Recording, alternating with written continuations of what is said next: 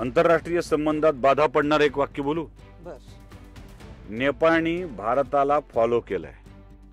नेपाळच्या जैनझी क्रांतीची प्रेरणा भारतात आहे आणि अशी जैनझी क्रांती भारतामध्ये 2014 साली रक्तविहीन स्वरूपात घडून गेलेली आहे. घडलेली अगदी बरोबर. म्हणजे तोच तो परिवार, तीच ती माणसं, एक बाई सांगणार, बाकी सगळे पुरुष ऐकणार. म्हणजे याला त्या स्त्रीवाद्यांनी, फेमिनिस्टांनी आक्षेप घेऊ नये. एक बाई सांगणार म्हणजे एक महिला नेता सांगणार की सत्ता आता पालटणी.